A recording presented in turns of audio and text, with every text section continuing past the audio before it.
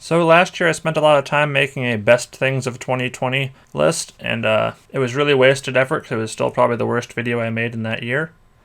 This year I'm not doing that. Instead, what I'm going to do is a rapid fire review of every movie I watched this year. Let's go. First up, the only two things that are actually new that I saw this year. Part of the reason why I'm making a best of video is stupid is because even more than last year, I didn't watch anything that came out this year. The two things new that I saw this year were The French Dispatch, which was okay, I already made a video about it, and La Gente de la Tierra, which is a documentary made by a family friend, shot in South America, and it was okay, but literally no one listening to this could have even watched it, so not really much to say about that either. Anyway, before I get to the rest, let's talk about my top 5 movies of this year. Coming in easily at number 1 is Crazy World, the latest Wakaliwood movie. I mean, it's a Wakaliwood movie. They are the best of the best movies. This is just a whole lot of fun. Easy number 1 spot. Second, The Running Man. Arnold Schwarzenegger just always puts in a good performance in everything he's in. But what really strikes me about this movie is how much fun I had with it. I started it expecting to watch 10 minutes and then turn it off and decide it wasn't worth watching. But I watched the whole thing in one sitting even though I needed to go to bed. And I was really tired the next day, but it was a really good movie. It takes the Stephen King novel and takes the same setting but turns a really dark, grim story into an extremely campy, fun movie. Third, Eternal Sunshine of the Spotless Mind. Well written, well acted, Jim Carrey shows that he can actually be a good actor if he wants to. Easily his best role. Fourth, we have a so bad it's good entry, VelociPastor.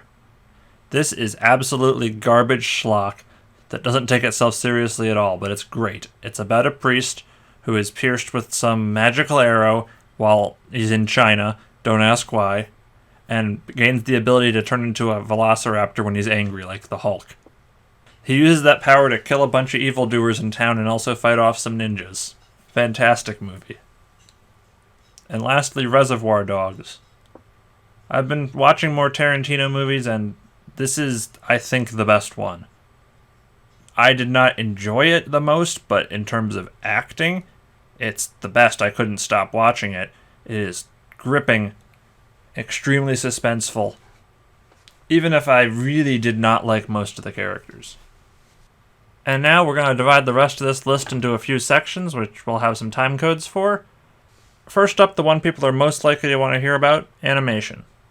These are all going to be sort of in order of best to worst. First up is Hells. This unassumingly titled anime movie from 2008 just goes all in with its animation. Crazy stuff is happening nearly 100% of the time. And it's set in hell, so there's character designs just doing whatever you want them to do. Visually, this movie's great. Unfortunately, the plot is terrible, but I still really enjoyed watching it. Basically, the first half of the movie is rushing through everything really, really fast, and setting up a really weird interpretation of the Cain and Abel story, and the second half of the movie just one extended, climactic fight scene that lasts 40 minutes, and really, really overstays its welcome. But I was still really, really pleased by how crazy this movie looks. Alright, next up we have the 1991 Beauty and the Beast. This is considered one of Disney's best films, and that reputation is completely correct. Extreme technical mastery, it's very well presented. It is not my absolute favorite movie I've ever seen or anything, but it's just really good. Next up, Wolfwalkers. This movie was from 2020, but I saw it in theaters in 2021, and it's pretty good. This is based on an Irish folk legend and made by Cartoon Saloon, who's previously made 2 other movies based on Irish folk legends. At the start of the year, I thought, ooh, this was really good. This is probably going on my top 5 list, but over time, it's good, but it is not amazing. Next up, we have Mulan from 1998. It's good, it's fine, I'll talk more about this later. There's a whole section later in this video called Mulan, we'll get to that. Next, Demon City Shinjuku. This is an 80s anime movie that really feels like it's a ripoff of Escape from New York. You would literally have a main character going into an inner city that's cut off from everything else and full of danger to rescue a president, and it was only released a couple of years after Escape from New York. But this one has demons to fight in it instead of just, generic criminals. Not that great, but I enjoyed watching it. Speaking of things I enjoyed watching, Team America World Police. I made a review video for this one, but it's over the top and silly, but I liked it a lot. Beavis and Butthead Do America. Could have been better, but, it's interesting for what it is. Instead of watching the whole Beavis and Butthead TV show, you can just kind of just watch this movie and get the whole idea of what Beavis and Butthead are about. The thing that stands out to me about Beavis and Butthead is that I knew it was by the same people who made King of the Hill. I did not know there was literally a prototype Hank Hill character in Beavis and Butthead. Alright, now the bottom two in animation here deserve to be there for a reason. First we have Cabaneri of the Iron Fortress, The Battle of Unato. Now, you might dispute this being a movie, because on Netflix this was released in 3 parts. I don't know why it was released in 3 parts on Netflix, because they just kind of added an ED and OP in the middle of a movie. It was released as a movie in theaters in Japan. It's already just not very good and a not very satisfying continuation to the Cabaneri of the Iron Fortress series, but made significantly worse by trying to chop it up into 3 episodes, which severely disrupts the flow. Overall, the movie either needed to be 30 minutes longer or 30 minutes shorter because it feels padded for what it is, yet they don't have enough time to actually establish enough to make you care about the conclusion of the movie. It's not very good. Lastly, Ghost in the Shell 2.0. Now, Ghost in the Shell is a really, really good movie. And 2.0, despite being a little bit worse because they redid some of the graphics, because remaking things is always a bad idea, this is mostly at the bottom of the list just because it's a remake of Ghost in the Shell. I have nothing new to say about it. Alright, comedy. This will be a very short section. Best comedy movie I saw this year was Jingle All the Way, the Arnold Schwarzenegger Christmas movie. You'll notice that I really like Arnold Schwarzenegger movies. This is the movie where he really needs a toy for his kid, so he goes around the city getting in fights to try to get this toy. Like every Arnold movie, like I said earlier, Arnold gives 100% in all his roles, and it's just a good, entertaining movie. I liked it a surprising amount more than I thought I would. Next, there's Duct Tape Forever. This is the Red Green Show movie. It doesn't have Red Green Show in the title, but it's the same characters made by the same people. If you like the Red Green Show, you'll like this movie. And if you've never heard of the Red Green Show, it's a pretty great comedy series about a bunch of Canadian men at Possum Lodge in a fictional poor town up in rural Canada. It's amazing how many things you can jerry-rig with just hockey sticks and duct tape, and these guys are masters at not spending on anything. Be Kind, Rewind. I wanted to like this movie more given its premise. Jack Black and Mos Def play 2 hapless guys who run a VHS rental store and accidentally delete all the VHS tapes, so they make a bunch of low-budget recreations of the movies to rent to people instead. Sounds funny. Really, in execution, it was I just wasn't a big fan of this one. It has its moments, but I wanted to like it more than I did. And lastly, Monkey Bone. Okay, this movie is very, very weird. And I guess it's worth watching because it's weird, but it wasn't really funny despite billing itself as a comedy. It was just weird. This is about a cartoonist who creates a really popular monkey cartoon, but also then goes into a coma, where in the coma he meets the monkey he created, and the monkey escapes from the coma and takes over his body. It has about as many stupid hijinks as you'd imagine from that premise. It's also one of a surprisingly large number of movies that has Whoopi Goldberg show up in it. She wasn't advertised on the box, though she is listed as a featured person in the opening credits, but partway through the movie, oh, by the way, here's Whoopi Goldberg's character. She is in everything. I mean, it's not as surprising as when Whoopi Goldberg showed up in the Beatles documentary 8 Days a Week. Now, that was a really surprising Whoopi Goldberg appearance. This is getting very off topic, but you may wonder, why was Whoopi Goldberg in a Beatles documentary? Well, because when she was a kid, she saw them perform live at Shea Stadium, and so if you've got a reason to include Whoopi Goldberg in your documentary, of course you're going to do it. Now for the longest section, action movies. Best action movie I saw was Blade Runner 2049. Okay, maybe that's pushing the category of action a little bit, but I don't have a better place to put it. Now, I didn't really like the first Blade Runner all that much, but 2049 is significantly better. I was significantly more invested. It makes the most of its long run time to tell a story that I found way more interesting once it got the whole, the building blocks of the original story out of the way. Okay, second best action movie that was not in my top 5 movies. This movie is a significant reason why I even want to make this list of just reviewing everything I watched. It's Django Unchained. You see, Django is a really, really good movie that I really, really did not enjoy. The most entertainment I've had with it is watching all the interviews with Tarantino and the cast that they did leading up to the release of the movie and right after the release, because they have a lot of interesting things to say about making this movie and all the characters in it. But the experience of actually watching the movie was just... I can respect the art, and I certainly see the reason why you make a movie about, slavery really, really horrible.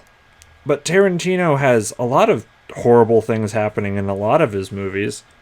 Reservoir Dogs made my top 5 of the list, and had a scene of a character getting their ear cut off that I never want to see again. But Django just took it to an extra level of torture porn. It's completely justified by the narrative, but it's just... I found it really, really difficult to watch. And yet at the same time, it is so captivating how good the performance is and how truly evil the characters are. He's holding on to. Small power? I'm the power behind the throne. What are you talking about? I'm like the Spook Chaney of Candyland. And then when I read the script, I called him back and said, so you want me to be the most despicable Negro in cinematic history? And we were both kind of like laughed together and said, yeah, let's get on that. And Leonardo DiCaprio is captivating as Calvin Candy. Samuel L. Jackson as Stephen is just, whoa, fantastic role, fantastic character. It wasn't even cathartic when, spoilers, but you pretty much could have guessed this, by the end of the movie, Django's killed every single white character in the cast. I guess I just have to leave it at that while I couldn't stop watching, I also really did not enjoy it at all. And yet here it is, second best on my action movies list. It's just something. This movie is something. I think the more I say about this, the more chance I just land myself in hot water and put my foot in my mouth for saying something stupid, so let's move on. So next up, Bruce Lee in Fists of Fury. You want to see Bruce Lee fight an entire room full of people and win? Well, this is the movie for you. Unfortunately, I watched the English dub of this movie, which is very, very bad. So, that did not help me take the serious parts very seriously. But in terms of kung fu action, yeah, it's good. Next, Golden Eye. I almost published this video saying Goldfinger instead because there's too many James Bond movies with gold in the title. I feel like I'd seen most of this movie before, but at least I hadn't seen the whole thing in one sitting. It's got Sean Bean in it. It's got, a fight on top of a satellite dish. It's got James Bond driving a tank through a Russian city. It's pretty campy at a lot of times, but I like campy James Bond, so that's a plus for me. Now we're getting down into stuff that I'm kind of about. So, RoboCop. Not the best 80s movie I watched this year, but it's interesting in that, it has all these parts about, RoboCop being haunted by memories of his past and all that stuff, but the movie's not really about that. The movie's about, hey, we made a robot cop and he's going to kill the criminals, and then he does. Ron. Ron is not the greatest Akira Kurosawa film. I mean, it's just King Lear set in feudal Japan, and it has one very interesting change from King Lear in that the woman who sort of causes everything to start going wrong is not one of the king's daughters, but is a woman that one of the king's sons married, and so she is by far the most interesting character because even though she, like pretty much everyone, because it's based on a Shakespeare play, is dead by the end of the movie, it can actually be considered that her plans were successful. But the action scenes here are chaos. Ron, by the way, means chaos, so that's appropriate, but giant battles, a ton of stuff going on, and it's chaos. Next up, Death Proof, more Tarantino. This movie is kinda okay, but I definitely see where people criticize it. It is too long, or rather it has scenes that just sort of go on too long. It has some stuff that felt kind of unsatisfying, but I liked the parts where the film deliberately was old. It really feels like it's a film from the 80s because of the aged film effect it has. Especially like when one reel of the film is just black and white all of a sudden. But, not his best. The Matrix. This one's really hard to actually judge just because of how influential The Matrix was. Yes, I'd never actually seen The Matrix. I'd seen parts of it. I had not actually seen the whole movie. I already knew what happened, so it wasn't really a surprise. It's okay. Highlander. I made a video about the end of this. The end is not very good. The rest of the movie is okay. From the premise, I thought, oh, maybe this movie was just gonna critically panned because people didn't get it. It wasn't part of the real zeitgeist of when it came out. But no, actually, it's just not a very great movie. But it is fun to shout, there can be only one! Alright, now Tenet. I saw Tenet in theaters this year. I know it came out last year, but I saw it in theaters this year. It is the most Christopher Nolan movie, and that is a bad thing. Confusing plot, check. Characters speaking in ways you can barely understand them in muffled dialogue, check.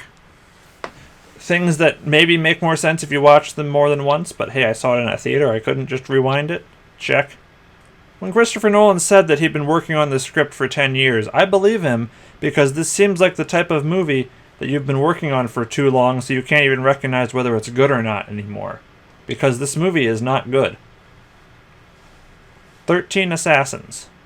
This is a Japanese samurai action movie that kind of feels pretty similar to Seven Samurai, in that it's a group of a certain number of people trying to fight off a much larger army in a fortified town, but the setup for it is completely different, and also just the movie's a lot worse than Seven Samurai. It's a kind of unfair comparison because Seven Samurai is one of the best movies ever made, but it's not that good. And lastly, Robo-Geisha. This is not so bad it's good, it's just bad. I covered this in my So Bad It's Good video earlier this year, and if not for a couple things later on this list, this would have been the worst movie I saw this year. So that's the third worst. It's terrible, don't watch it. Dramas. Birdman. Despite how well shot and produced this movie is, I think it would be completely different if the main actor in it wasn't actually a former actor from superhero films. If just the character was a former superhero actor trying to make it in a more dramatic, serious role now, it wouldn't be the same. The Man Who Killed Don Quixote. My dad really loved this movie. My dad has actually read Don Quixote, and I haven't. It has a lot of references to Don Quixote that I completely missed, but it's just a weird film overall. And now here's a bunch of Wes Anderson. I finished watching all of Wes Anderson's movies this year in lead up to The French Dispatch releasing. And so 2 of his 3 best movies, in addition to Isle of Dogs, I watched this year, Moonrise Kingdom and The Grand Budapest Hotel, which are just delightful. Moonrise Kingdom is, I think, his best overall, though depending what day you ask me, I might say Isle of Dogs is his best overall. Then there's The Life Aquatic with Steve Zissou, which is definitely a step down, but also has the best soundtrack of any of his soundtracks because it's acoustic guitar covers of David Bowie in Portuguese. And where else are you going to get that? And then there's Rushmore, which I thought was very funny. I don't know, I liked it a lot, but not as much as some of his other stuff. But lastly, The Royal Tenenbaums, which is, the Wes Anderson movie that became the most Wes Anderson-y. Dollhouse sets, all the fonts, all the way he presents everything. I hated this movie. It's got all the visuals and style, but the main character is just one of the most hateable main characters that you're supposed to sympathize with that I've ever seen. He deserves nothing that he gets, and he gets very little. And now how about some old movies? The Cabinet of Dr. Caligari. I really love the aesthetics of this movie. Story-wise, not much, but who cares? It's all about the aesthetics. Battleship Potemkin. A classic of Russian cinema. Or should I say Soviet cinema. This movie has some scenes that hit really hard and are famous for a reason. Obviously, the scene on the steps with the baby carriage rolling down the steps. But also, its use of color in exactly one scene is very impressive, where the sailors raise a red flag. Red for the revolution. And, it's an old black and white movie, but the flag is actually red. They had to individually color in the frames to color in the flag on the film. And it was worth it because it is quite an effect to have a sudden, spot of color on the film. It's a red flag.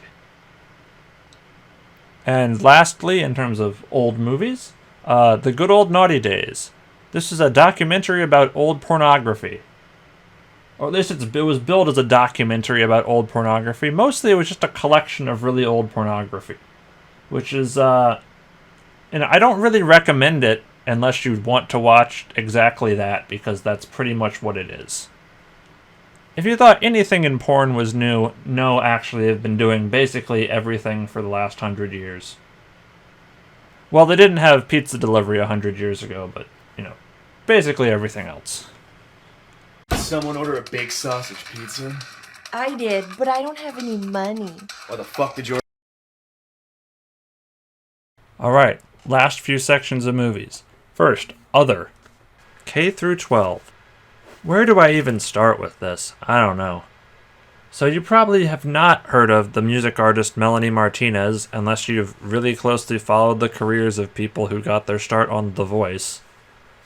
So this is basically a full album-length music video for Melanie Martinez's album K through 12, which she didn't release until this movie was made because the movie's a key part of the album. The movie's story is about some girls with superpowers at a boarding school, and eventually, they take down corrupt teachers and the school blows up. But, my main issue with this was a lot of the music did not add anything to the plot. You'd expect from, a full album musical sort of thing that the music would be key moments in the story, but most of the key moments in the story aren't the songs. And the songs are just kind of an extra thing that happens to fill time. The movie itself is available freely on YouTube. It was not even pirated, that's just the official release of it. You can watch it yourself if this sounds weird to you and form your own opinions, but this movie was very interesting to me because there was clearly a lot of effort went into it, and the sets look really nice, and I love the dreamlike quality the whole thing has. But just a lot of it just didn't work for me. There's a lot of stuff that you're pointing out about education systems and society's view of teenage girls that's a lot of things that aren't great, but are we supposed to fight back against them with magic powers? A lot of narrative here felt like it just really didn't quite work. And as far as the music goes, I think there's only 2 good songs, and the rest is just pop that I don't like. It's just not a genre of music I thought I would like in the first place, and I didn't really. So anyway, yeah, K-12, weird movie. Alright, now the mysteriously named section you've all been waiting for, Mulan. So, the next video out on this channel, unless something goes really strangely, will be a review of 8 different versions of Mulan. Because over the past year, I've been watching a lot of them. So first off, I watched Mulan 1998, the animated one, by Disney. It's good. Then I watched the Disney remake, and it's not so good. I watched Mulan Rise of a Warrior from 2009. It's interesting. I watched Mulan 2, the direct-to-video sequel, and it's not good. And I'm going to, say a lot more about these in the actual video review of them I make. I watched The Secret of Mulan, which is the worst thing I saw all year. I watched Kung Fu Mulan, which was the second worst thing I saw all year. I watched Lady General Hua Mulan, which was a Chinese opera. And I watched Mulan Joins the Army, a really old, 1939 film. Again, I will have more to say about these soon. Last but not least is a category that's not even usually on my list because I make a point of finishing movies I start. The did not finish section. Borat. I tried to watch Borat. I tried several times to watch it. I just do not like Borat. Any amount of interesting insight or good scenes it has is buried under, like, at least 75% of the movie just cringe. I couldn't do it. Alright, even faster than before, now let's do all the shows I watched. And this is going to be all anime, sorry. I tried to watch The Boys Season 2 because I liked the first season. I just never really got into it. There's been a lot of American television I've just tried to watch and I just never really got into it, even if I liked it. So I tried to watch Love Live Nijigasaki High School Idol Club. I didn't like it, made a review of that. I watched Girls Last Tour. I really liked the architecture in it. I made a review, well, it wasn't really a review, I made a video about that. I watched Testament of the New Sister Devil. I mentioned that in my So Bad It's Good video. It's hilarious garbage, probably the best anime I watched this year in terms of sheer enjoyment. I tried to watch Grimoire of Zero. It's bad. I watched The World Ends With You, the animation. It's not that great. I made a video about that. I watched Ninja Slayer from Animation, which I was disappointed in because it's probably the worst Trigger series I've seen. It's just not as good as anything else they made. I watched Wonder Egg Priority, and that had that was amazing for like the first 6 episodes, then also ended really badly. Made a video about that. Notice I made a video about a lot of the stuff I actually watched all of this year. Then there's a Yokohama Shopping Log and Yokohama Shopping Log Quiet Country Cafe, a 90s OVA series about a robot girl in the post-apocalypse where everything was kind of nice and peaceful. I watched Love Live Superstar and I liked it a lot. I watched Inferno Cop Fact Files and the entire series is like 3 minutes long and I made a video about it. I watched Garzy's Wing and it was hilarious. Well, I'd watched part of it before, but I finally watched all of it. That's in my So Bad It's Good video. I watched Big Order. It was not good at all. That's in my So Bad It's Good video. And I watched Gundam vs. Hello Kitty. And I also made a video about that. I really reviewed like every anime series I watched in some way other than Yokohama Shopping Log, I guess. To round things out, what about some other like single one-shot OVAs or something? I watched How Murray Saved Christmas. That's not anime. It is animated. It isn't very good. I watched the short Suspense from 1913, one of the first movies directed by a female director. It also has a really cool like couple shots that are 3-way split screen showing a husband rushing home, a terrified wife in a house, and a robber trying to break in all at once. I watched Foley, There Is No Movement Without Rhythm, a, I guess, documentary music piece about a tribe in Africa. I watched the Princess Diana anime, which is like 30 minutes long and didn't have subtitles at the time I watched it, and is just about Princess Diana with basically no facts about her actual life in it. But it's the weirdest thing I watched, or the most obscure, the most why does this exist. I watched the Little Witch Academia OVA, and it's pretty good. And last and best by far, I watched TIE Fighter by Oda King 77077. You can find it on YouTube. I talked about it in my Star Wars Visions review. It is the best Star Wars short I've seen, and it was made by basically one person. Oh crap, I didn't talk about Star Wars Visions in here, did I? It was okay. The Ninth Jedi is the only one where at the end of it, I said, I want to hear more about this story. Most of them were very, very average. Alright, that's all for shows. Does Star Wars Visions count as anime? I mean, it was made by Anime Studios, but it was commissioned by Disney. Alright, now let's talk channel updates. This is a long, unscripted video that I'm just kind of putting out because I haven't done anything in a while, but also because I wanted to talk about the stuff I saw in the last year. I've been working on 3 different projects at the same time, so none of them are done yet, but soon I'll be putting out another long video that's mostly just me talking over a static image on a screen, but that one is actually scripted and will be interesting, and that is the aforementioned Mulan and Mulan and Mulan and Mulan and Mulan and Mulan and Mulan and Mulan 2 review. It is almost done. I have like 25 pages of script written at this point, so it's going to be pretty darn long. And I decided from the start it was going to be a podcast-style review. I am not editing a 2-hour video. Especially not when I have 2 other projects going on. Here we get to the other things I'm working on now.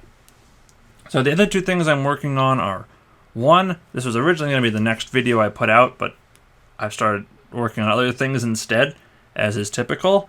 A review of my favorite isekai, the book The Divide. It's about a teenager who gets trapped in another world after he dies, and there's magic and stuff there, but it's way, way better than any tropey, boring Japanese versions.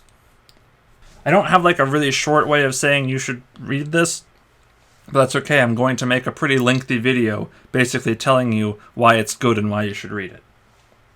And lastly, way at the end here, hi, thanks for watching this whole thing. If you're only following me for anime reviews, I am working on a review of Love Live Superstar, the first season, unless it takes me so long to get the review done that the second season already starts airing. I think I'll get this done out before then. I originally didn't think I was going to have much more to say about Love Live just as a series entirely after I didn't like Nijigasaki very much, but I actually liked Love Live Superstar a whole lot. I think that's all for updates for me. I don't know for sure that I'll be putting out anything other than those 3 videos at this point. Like, will I have an April Fool's joke? I'm not sure. My super long-term projects that I've had listed on my YouTube bio for a while, yeah, they're still super long-term. I'm not anywhere close to completing those. And I might not ever complete those.